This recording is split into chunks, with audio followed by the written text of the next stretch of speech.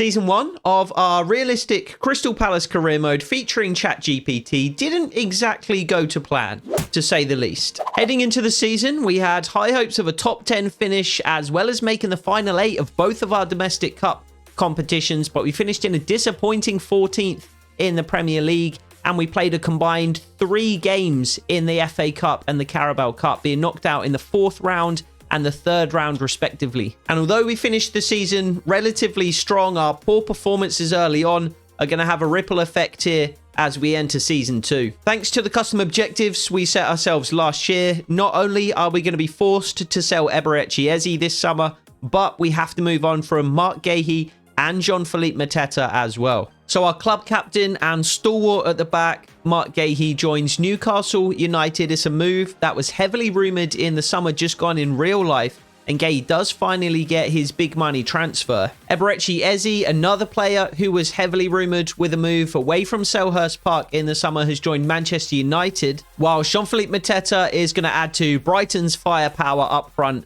in the upcoming season. So as we look over what's left of our squad, there are some clear areas that need strengthening, with Trevor Chalobah returning to Chelsea. In addition to the departure of Marc Guéhi, Chris Richards is going to have to step up into a more prominent role in the first team this season. However, we do need to bring in another centre-back because currently Riyad is our 3rd starter across the back 5, and all we have behind him is Rob Holding. Eddie Nketiah was a disappointment last season. Jean-Philippe Mateta has moved on to Brighton. Dominic Calvert-Lewin was disappointing in his loan spell. And although Odsonne Edouard has returned to Selhurst Park after impressing for Leicester City last year, we need a true, legitimate number 9 to lead the line. And whilst Ismaila Sarr is a decent enough player on the left-hand side, he's very much in the same mould as a Luca Koleosho. Direct, pacey, dynamic. We need a player to replace Eberechi Eze on the left-hand side. Somebody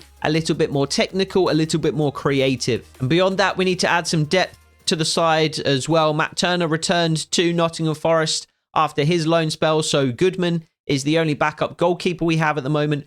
We don't have a backup right back. Munoz has the starting position locked down, but we lost both Joel Ward and Nathaniel Klein to expiring contracts, so we basically have no substitute right backs at this moment in time. And again, we need more help across the back 3. Thankfully, we have a huge amount of money to spend. 170 million almost is the current transfer budget. Of course, we're unlikely to be spending all of that, and who we spend it on is also not necessarily going to be down to us, but instead down to our sporting director, Dougie Friedman. So we'll check in with him after a word from today's sponsor. Today's video is sponsored by Enigma Football, the UK's leading supplier of football shirt mystery boxes just like this one. Enigma stock a wide range of football shirts from clubs from the Big 5 European leagues, from lesser known teams around the world, and even from national teams as well. And you can be 100% certain that their shirts are authentic because they get them straight from the clubs and the manufacturers directly. Their mystery boxes start at just $34.99, and they can be as random or as customized as you like. Of course, you need to specify your shirt size, but you can also let Enigma know if there are any teams or leagues you would like to avoid, if there are any colors or designs that you would prefer, or you can just leave it entirely up to Enigma to choose for you. Enigma had a very good idea of what team I would like to receive, so they sent me this season's Crystal Palace shirt. This exact shirt on the Crystal Palace website would have cost me £60. But if you receive it in a mystery box, you get it almost half that price. And you can knock that price down even further by using code LAMSY at the checkout for a 10% discount on all first orders, including the first month of a mystery box subscription package. So if you're on the lookout for a Christmas gift for the diehard football fan in your life, or if you just want a fun and affordable way to expand your own shirt collection, check out Enigma Football. The link is in the description,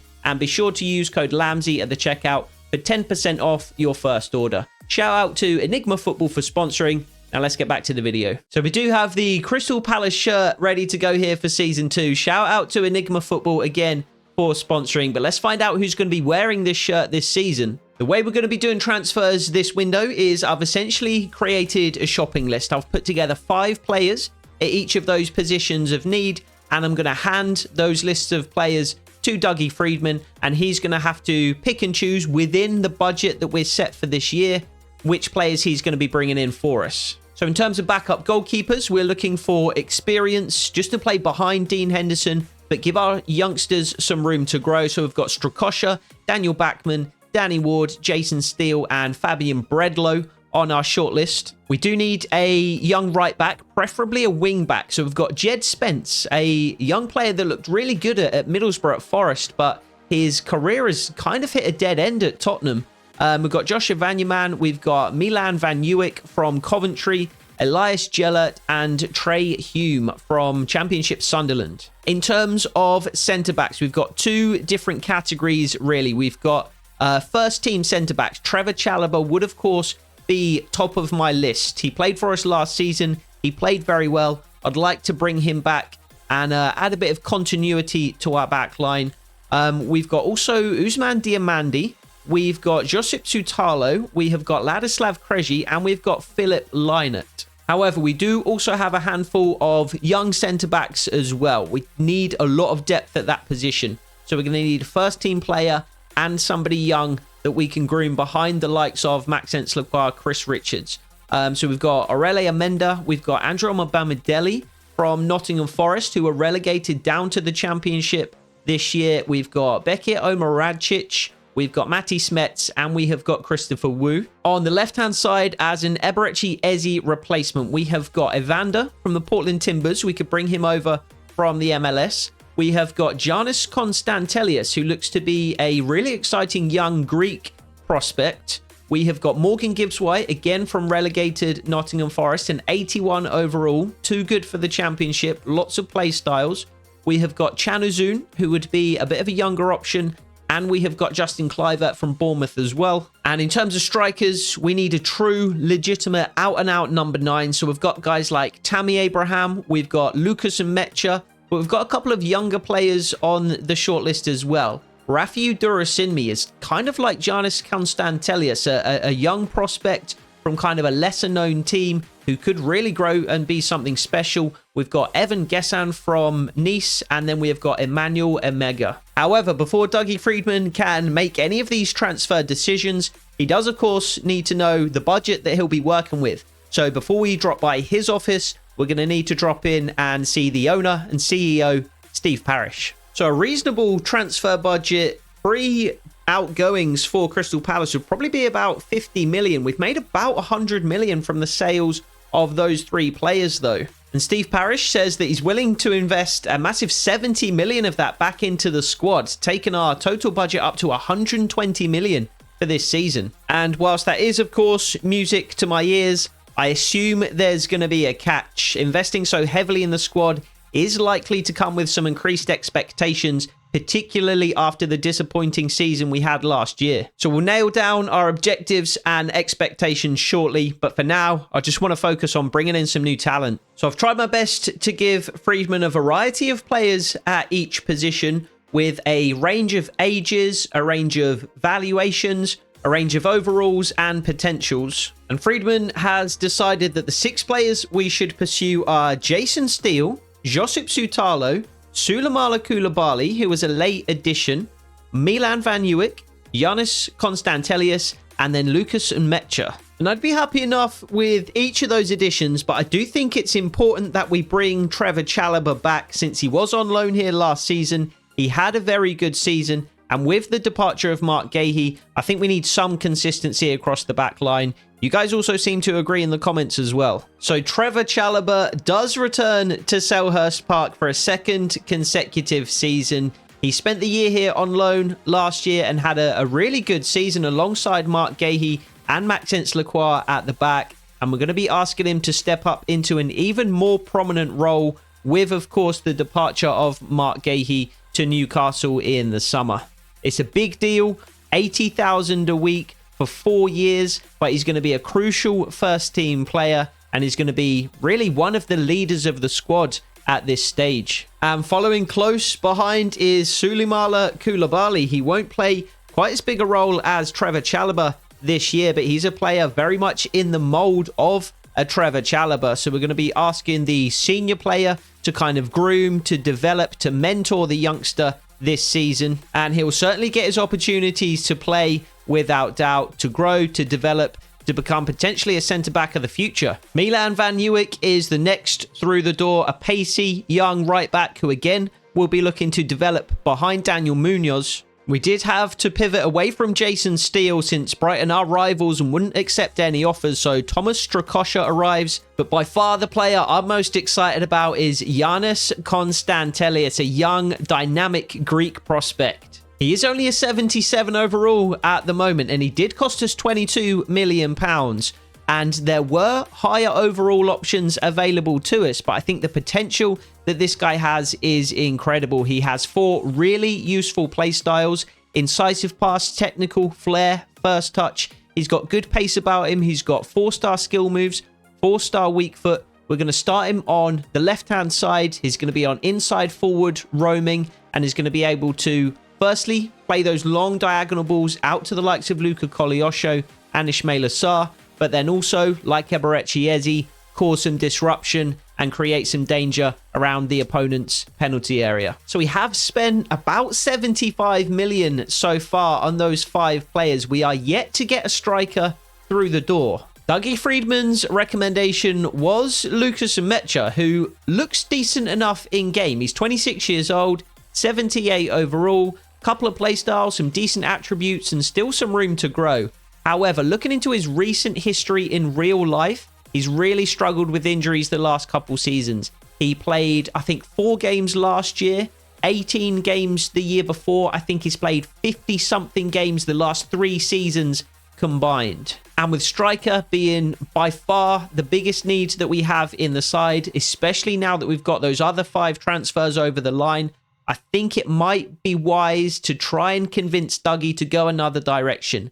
Potentially with a Tammy Abraham, potentially go younger and even higher potential with a Dura Sinmi, or potentially pursue somebody who has been mentioned in the comments a couple of times in recent episodes, Richarlison. Richarlison would be by far the most expensive option, but he is out of favour at Tottenham Hotspur. Of course, they brought in Dominic Solanke in real life, but they have also added Kareem Konate here in game, and Heung-min Son, of course, is still an incredible player at this stage of his career. So Richarlison is on the outside looking in at Tottenham currently. So we're heading back up to Dougie Friedman's office to get him to reconsider his decision. I think we should pursue Richarlison, Tammy Abraham, or Rafiu Dasinmi. They each have their advantages, their disadvantages. Richarlison would likely be the best, but the most expensive option. Rafiu Dasinmi is going to be the youngest, but has the highest upside. And Tammy Abraham kind of exists somewhere in between. And considering the fact we've already spent 75 million of our 120 million budget,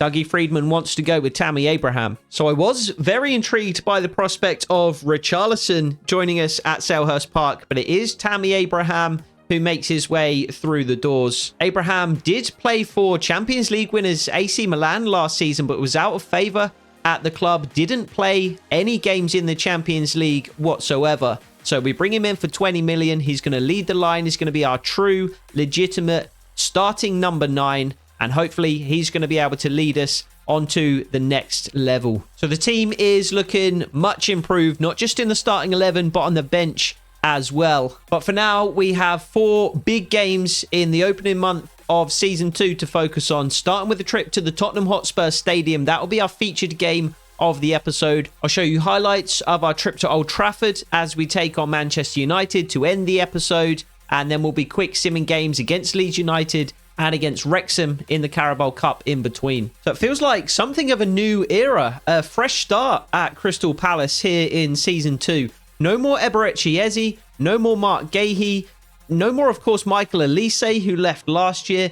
No more even Jean-Philippe Mateta, who has become as synonymous with Crystal Palace as anyone over the last few years, I think. But we've brought in some big new additions to the side who can hopefully match and maybe even exceed what those players gave us. So I think we should have high hopes here in Season 2, and that begins with getting off to a quick start against Tottenham Hotspur. So without further ado, let's head over to the Tottenham Hotspur Stadium and see how our debutants perform.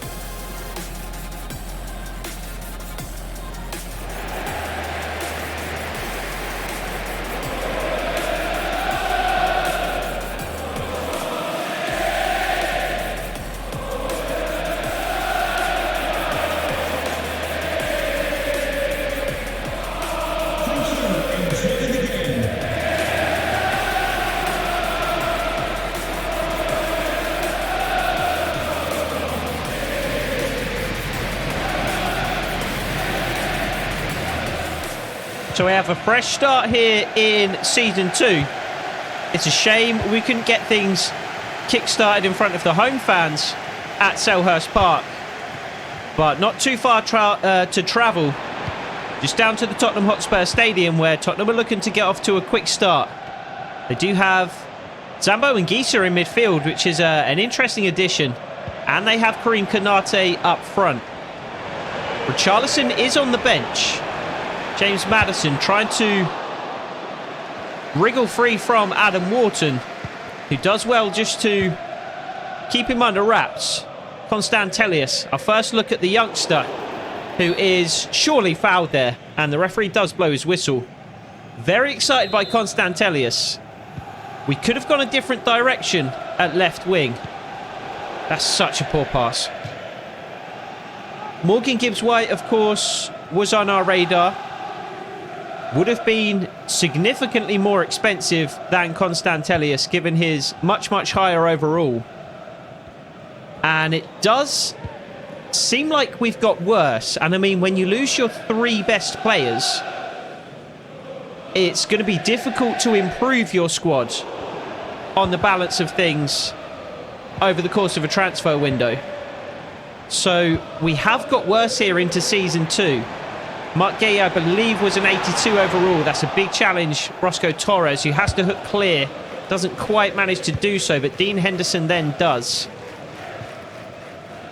Mark Gay was an 82 overall. Eberechi Chiesi was an 81. Even Mateta was an 80 overall, and we've replaced them all with players in the 70s.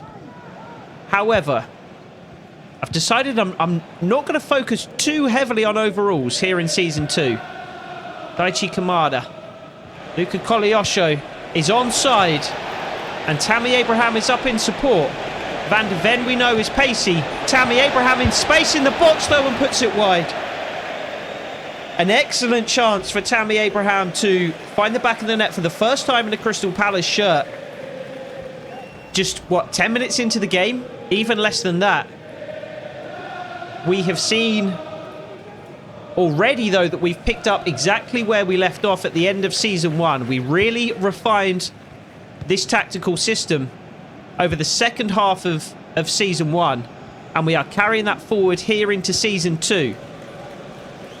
And one of the biggest considerations we had when selecting players to target on the transfer market was how they would fit into this particular tactical system.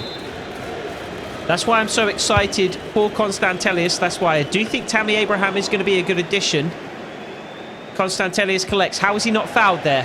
How is that not a foul? Odebear, former teammate of Luka Koleosho, of course, who collects the ball now and drives past Zambo and Gisa. Crosses into the box, looking for Constantelius at the back post, who brings it down with one touch. Fires with his right foot with the second, but the shot was a poor one. Even worse than Tammy Abraham's, and it does end up wide. Decent enough start, though. Tottenham looking dangerous in possession, and of course are going to dominate possession over the course of the game. That's well won, Chris Richards. Adam Wharton finds the run of Daichi Kamada, and there is Roscoe Torres looking for Tammy Abraham at the back post, who opens the scoring. This is exactly why we brought Tammy Abraham in. This is exactly why I'm not too disappointed that Dougie Freedman ended up recommending Tammy Abraham over Richarlison. I was very tempted to try and persuade Dougie Freedman to go with Richarlison. But I think this is exactly the reason why Tammy Abraham is going to be an ideal fit for us this season. 6'5" with 92 jumping. Mickey van der Ven didn't have a chance. Neither did Vicario. And it's not like Richarlison is bad in the air by any means, but he's not an imposing threat in the air like Tammy Abraham is. Tammy Abraham, a true striker. Richarlison just more of a forward. You see him playing out wide as often as you see him playing through the middle. I think we just needed a true number 9. And that's exactly what we've got in Tammy Abraham. really struggled to score goals last season. We recycled through a number of different strikers. Adam Wharton beaten, Chris Richards not. We of course started the season with Mateta, he was disappointing. Nketiah was the new addition, also disappointing. We brought in even Dominic Calvert-Lewin on loan to try and make a difference for us. He couldn't get it done either. Tammy Abraham already is looking like he could be just what we needed. Chalobah wearing the number 6 for us this season. But as I was saying, we've got slightly worse just in... Oh, man. Just in terms of the overall of the players in the side. Replacing 80s, low 80s with high 70s, basically. But I'm going to try not to focus too much on overall and instead just focus on individual attributes and how they suit our tactical system. Good challenge, Adam Wharton. We had a couple of big decisions ahead of the opening game of the season. One of which we have mentioned already. Roscoe Torres at left back. And this, as Pedro Porro pulls it back for Konate. Lacroix currently dealing with the threat. And Dean Henderson manages to hold on. Constantelius can't bring it down. I think we got a little too hasty there. Tottenham Hotspur had players back to defend. Højbjerg finds Madison. Roscoe Torres cuts it out brilliantly. As I was saying, Roscoe Torres will be starting at left back, at least to begin the season. And this is what I'm talking about in terms of not focusing too much on overall. Roscoe Torres is a 70. I believe Tyrick Mitchell is a 77 at least, maybe even a 78. But Roscoe Torres just played better than Tyrick Mitchell last year. So even though Mitchell is a significantly higher overall, I don't see why we should start the player that played worse. So Roscoe Torres does get the nod. Of course, there will still be competition for that position this season. Tyrick Mitchell will have his opportunities to impress as well. Roscoe Torres again looking for Tammy Abraham. Vicario stops it from going out, but it was blocked by a hand, I believe. So it will be a free kick in a dangerous area, which Daichi Kamada will take. The other big decision we had heading into the season was who was going to be our new captain, because Mark Gahey, of course, did leave the club in the summer. He will play for Newcastle this season. As Kamada delivers the free kick in search of, I think, Constantelius, and Vicario comes out to claim, as Lacroix was looking to turn that ball back towards goal. So Adam Wharton will actually be wearing the armband for us this season. He is just 20 years old, but he was an imposing presence in centre midfield for us last season. Played a lot of games for us as well. Daniel Munoz will take a corner if we can get it. Instead, the ball does make it into the box. Doesn't make it onto the head of Tammy Abraham on this occasion, though. Koleosho doing well to track back and delay the counter-attack. Can't quite steal the ball away, though. Pedro Porro in an advanced position. He has been at numerous moments. Madison turns, shoots. It's a poor one. Thankfully, it's a poor one. But Adam Wharton was excellent for us last season. Played a lot of games for us in centre midfield. And I think can really grow. Luca Koleosho is onside. Can he cut inside? Yes, he can. Pulls it back for Tammy Abraham. What a save, Vicario. He's thrown up a hand and parried that away somehow. Tammy Abraham almost doubling his tally for Crystal Palace within half an hour. Not just of the game, but of his Crystal Palace career. Daichi Kamada will deliver the corner. Abraham again going to be a threat from set pieces as well. As is Adam Wharton. The new captain, Adam Wharton, on the score sheet as well. Doubles the lead. Of all the players in the box that I would anticipate getting on the end of that cross, Tammy Abraham, Trevor Chalobah, Chris Richards, Maxence Lacroix. It is Adam Wharton who gets his head on it. Tucks it perfectly. I mean, he is just against Wilson Odobert, to be fair. Wharton, not our biggest aerial threat, but that's going to be a mismatch against the winger. A perfectly placed header. Nothing Vicario could do about it. And we are 2-0 up at the Tottenham Hotspur Stadium. Absolutely fantastic start to the season.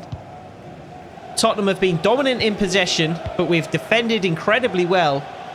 Chris Richards, of course, coming into the back three. And he's going to play there a lot this season. He's the Mark Gahey replacement.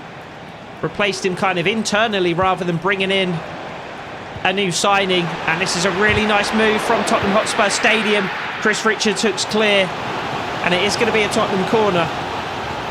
But we need to do our best to keep things level as we approach the half-time break, as we see Adam Wharton's header just inside the post. Very small margin of error there. But we need to continue to defend well. Make sure we protect this 2-goal lead so that we can head into the second half.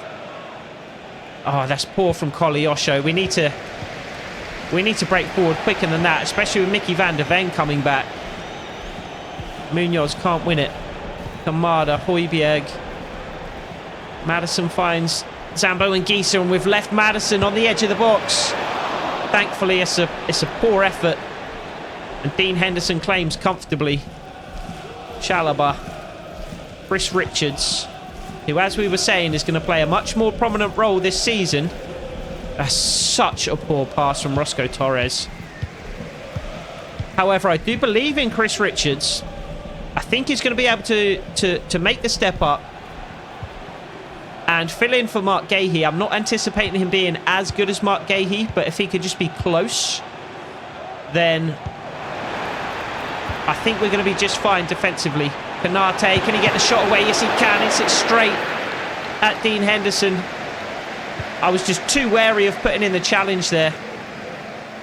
But I needed to put the foot in with Maxence Lacroix, because in the end we just allowed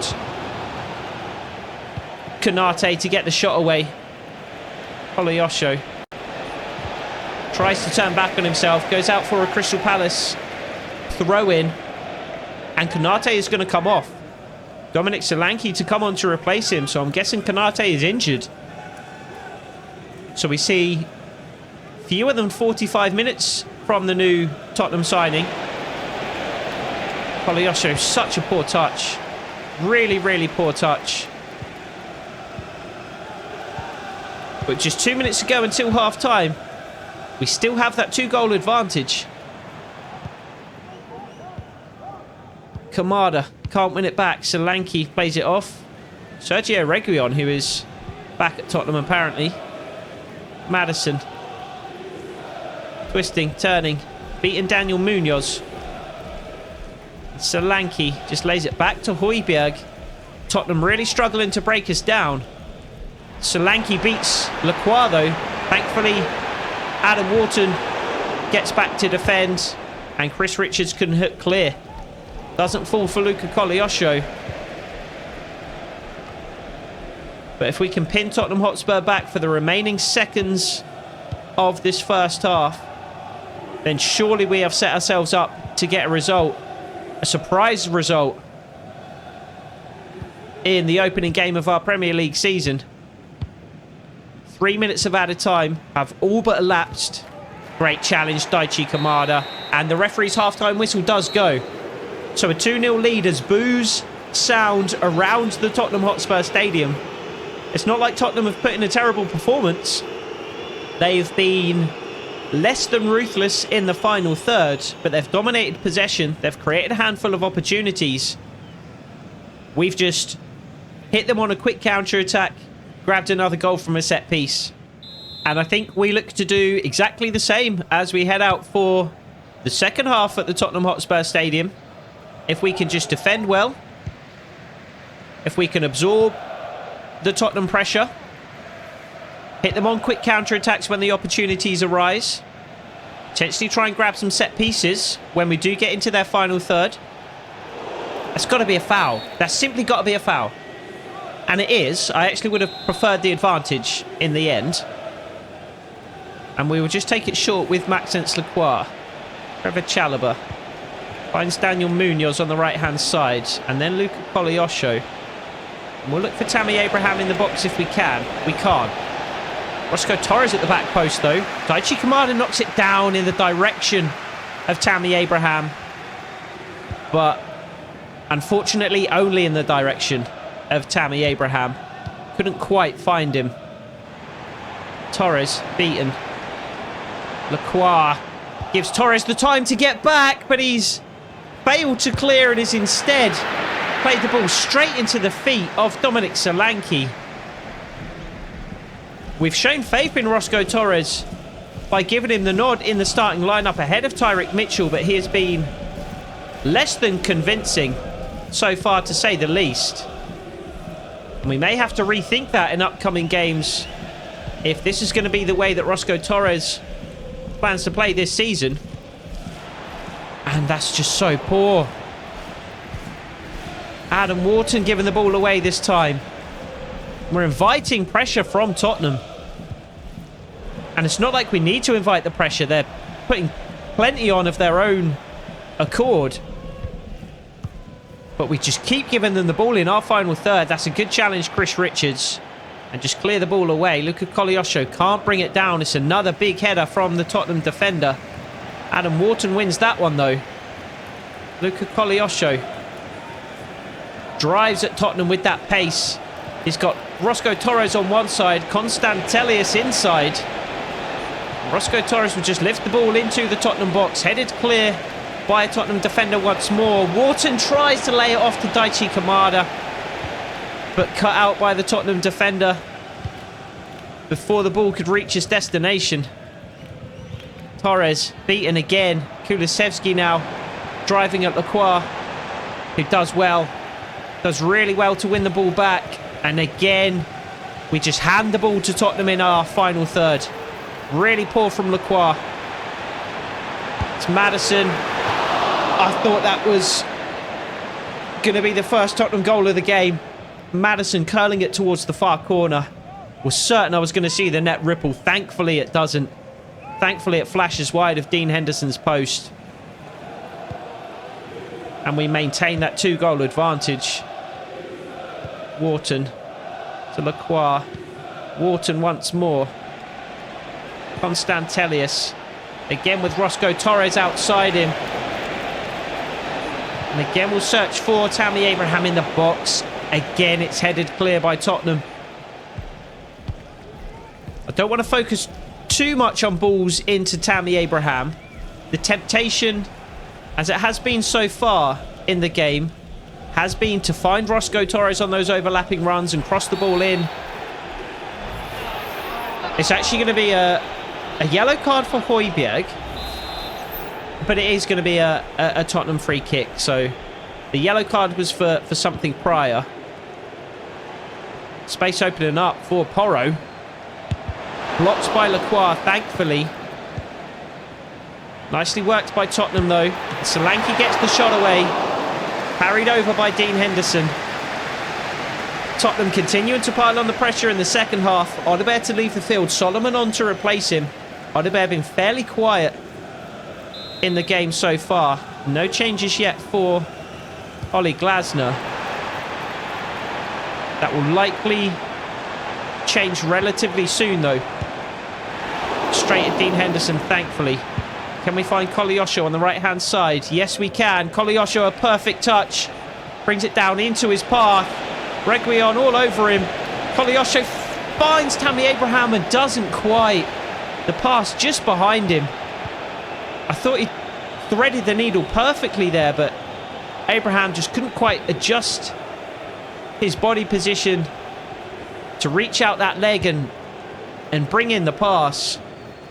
As I was saying, I want to try and avoid the temptation to just get the ball into the feet of Roscoe Torres and cross it into Tammy Abraham. I think we need to be a little less one-dimensional than that this season. It does depend what the opposition give us, though. If that's the only way we can get at the opposition, that's the way we're going to have to attack them. And that has been really the only way we've been able to get at Tottenham so far today. Adam Wharton combining with Roscoe Torres, driving towards the penalty area, pulling it back for Tammy Abraham, who spins. Takes a deflection off the Tottenham man. Vicario on his toes, though. But we are almost at the 70-minute mark. And still we maintain a 2-goal advantage. I think we're going to have to make some changes next time the ball goes out of play. And Solomon is in behind. It's an early cross. An inadvisable early cross, really, because Lacroix was well positioned to deal with it. And that's a good save, Dean Henderson. Shot looked like a dangerous one. Koleosho wins the header. Can't find Daichi Kamada, though, and I think Koleosho is offside. And he was. So 3 changes for Oli Glasner. Luka Koleosho, Roscoe Torres, Daichi Kamada, all to leave the field. And it's going to be 3 like-for-like changes. Ismail Assar on to play right wing for us. It is going to be Joe Bellingham to come on in place of Daichi Kamada in midfield.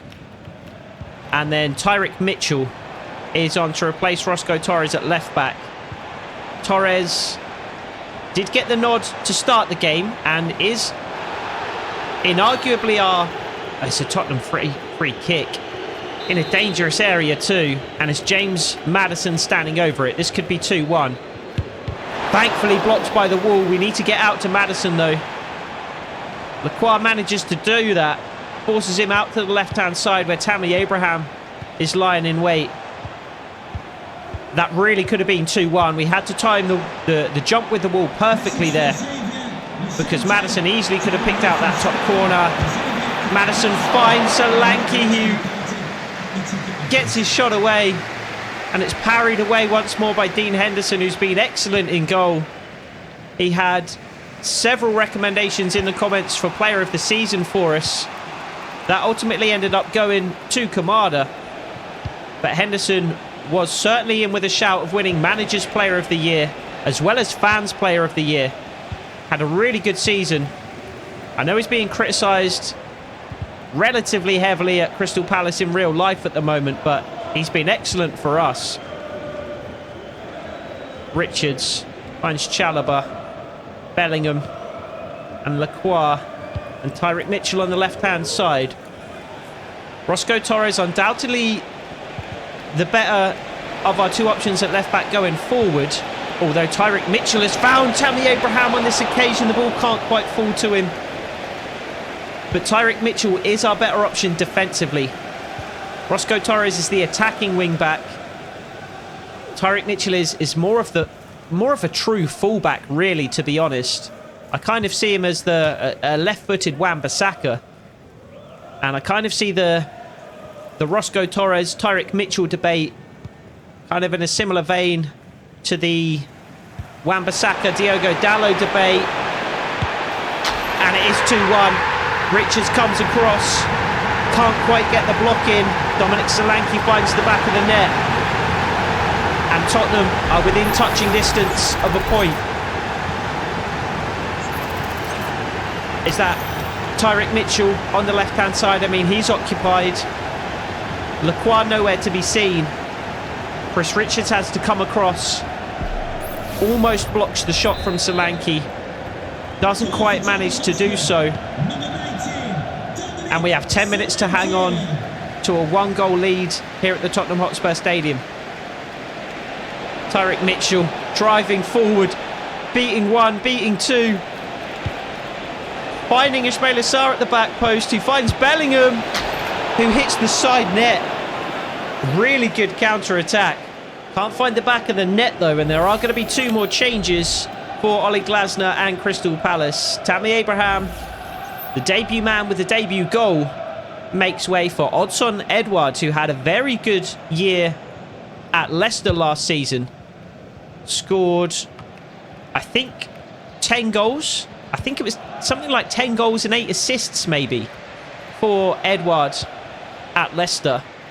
And I'm not sure if Edouard is going to play for Crystal Palace again in real life, but with the lack of goals scored within our squad last season, and with that kind of performance from Edouard whilst out on loan, I think it certainly makes sense to give him another crack at the first team here at Crystal Palace.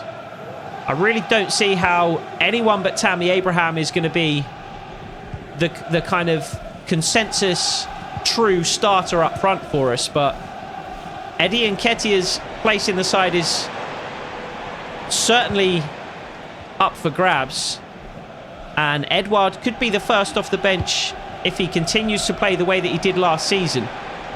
Cheick Doucouré, the other man on in midfield, in place of the new captain Adam Wharton. I am going to give Cheick Doucouré a second chance. I really didn't enjoy using him last year.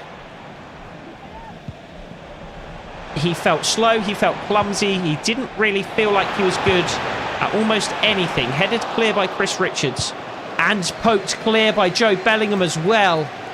Odsonne Edouard with the strength to hold off the Tottenham defenders and to win the free kick. Excellent defending, excellent forward play. But we are giving Cheick Doucouré a second chance. We'll see how he performs. This kind of last chance saloon really for Cheick Doucouré, as we kind of just need to try and while away as many seconds as we can here. 4 added minutes, one of which has elapsed. Tyrick Mitchell on this left-hand side. Constantelius, I think, is going to improve over the course of this season, especially as he grows into that inside forward roaming kind of role. Right now he's a cam, so he is playing technically out of position and technically in a role that doesn't suit him. Based on his attributes, the role we've given him absolutely does suit him. But with the way the FCIQ works, he's going to play worse whilst he technically isn't fulfilling a role for which they deem he is suited. Bellingham, 4 minutes have elapsed. Bellingham has the ball at his feet. The referee's final whistle goes, and we have seen Tottenham off with a 2-1 win at Tottenham Hotspur Stadium in the opening game of our Premier League season. We said we needed a much better start this year than we had last year. We got off to a very slow start, and that really hurt us over the second half of the year. But a perfect start this season. 3 points on the board after a tough away trip. And Tottenham were the better side overall, created more chances, dominated possession, but our game plan worked to perfection.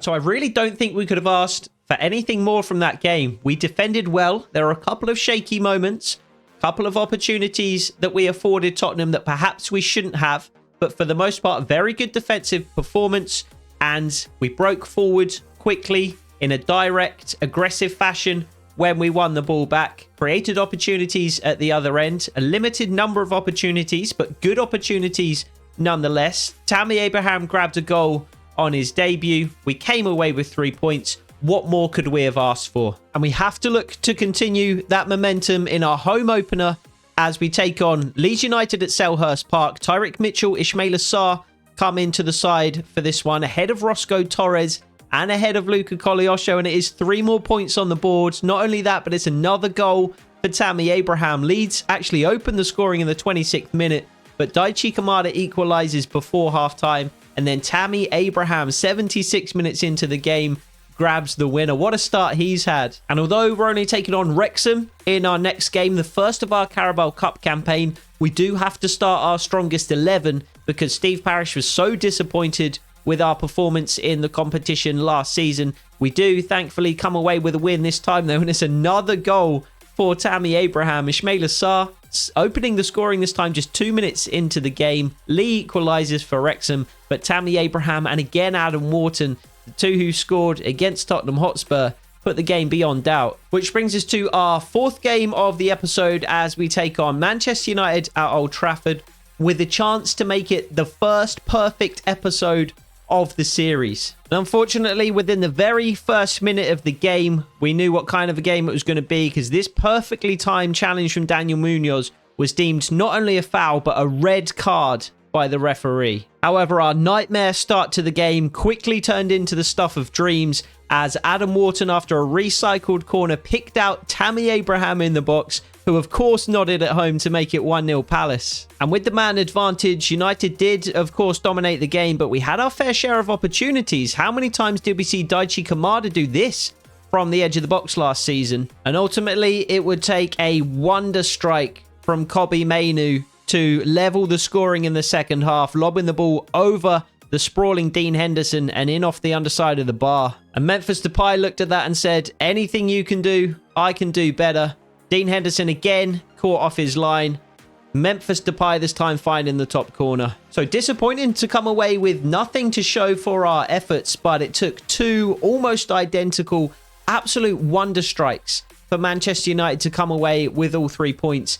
And considering last time we were at Old Trafford, we got absolutely smashed 7-0. I think this performance shows just how far we've come. And as transfer deadline day hits, we find ourselves in 5th position in the Premier League. How different does our season look already when compared to last year? 2 wins out of the 3. And the one game we lost was a narrow defeat with 10 men. And we have a similar month coming up in September as well. One game that we really should win in Burnley away.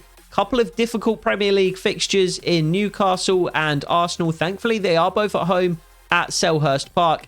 And then we've got an easy draw in the Carabao Cup once more as we will take on Leyton Orient. So a near perfect start to Season 2, picking up exactly where we left off at the end of Season 1. Hopefully we can continue to do that over the coming weeks and months. In Tammy Abraham, we may have found just what we need up front as well. The solution to all of the problems that we had. So we'll look forward to watching him bang in a few more goals and watch us put a few more points on the board in the next episode. I hope to see you there. Take it easy.